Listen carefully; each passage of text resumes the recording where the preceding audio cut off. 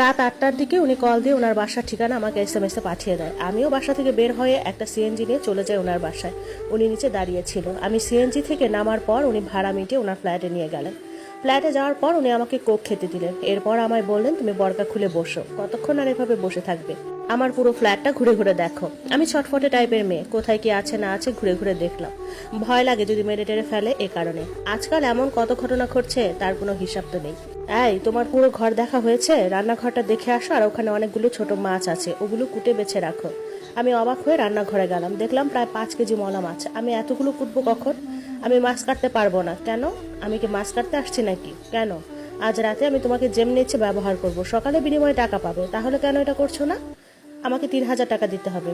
আচ্ছা দিব, এখন মাছগুলো কেটে রান্না করে নাও। মাছ কুটতে বাঁচতে রাত প্রায় 3:30। এরপর রান্না করে ওনাকে ভাত দিলাম। আমি গোসল করে ঘুমিয়ে পড়লাম। সকালে উনি আমাকে ডাক দিয়ে বললেন, ওঠো, আমার জন্য চা রুটি বানিয়ে নিয়ে আসো, দুপুরের জন্য ভাত রান্না করে যাবা। আমি উঠে ওনার জন্য নাস্তা বানালাম, ওনাকেও খেতে দিলাম, নিজেও খেয়ে নিলাম। উনি আমায় বললেন, তুমি 24 ঘন্টা আমার সাথে থাকো, আমি যতদিন দেশে আছি আমার ভীষণ ভালো লাগবে। কথার মধ্যে ওনার ওয়াইফ কল দিলেন। ওনারা কি যেন ইংরেজি ভাষায় কথা বললো, আমি আবার মূর্খ মানুষ, এত কিছু বুঝি না। আমি গেলাম, আমার দেরি হয়ে যাচ্ছে। মানিব্যাগ থেকে টাকা বের করে দিলেন। তাড়াতাড়ি এসো আজকে। আমি হ্যাঁ বলে চলে আসলাম। বাসায় আসার পর এক পরিচিতর থেকে শুনলাম আমার সাবেক স্বামীর একটা মেয়ে সন্তান হয়েছে।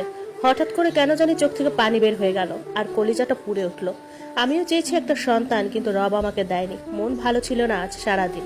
মনকে যতই বোঝাতে চেয়েছি, মন আমার বুঝতে চাইছিল না। আমার মা হয়তো বুঝতে পেরেছে, তাই আমাকে আসরের পরপরই হাসপাতালে চলে যেতে বলল। কাজে থাকলে মন ভালো থাকবে, এ কারণে। ওনাকে ফোন করেই এসেছি। উনি আগেই দরজা খোলা রেখেছে। আমি ঘরে ঢুকে সোফায় বসে রইলাম। উনি ওনার রুম থেকে এসে বলল, এসেছো তুমি? আমি মাথা নাড়িয়ে হ্যাঁ বললাম। আমি এখনো দুপুরের ভাত খাইনি, আমাকে ভাত দাও। আমি রান্নাঘরে গিয়ে তরকারি গরম করে ভাত দিলাম। উনি খেতে খেতে আমায় বলল, তোমার কি আজ মন খারাপ? এরকম চুপ হয়ে রয়েছো কেন? না, এমনি কিছু হয়নি। আমার সাথে ঘুরতে যাবে? আমি হ্যাঁ বললাম।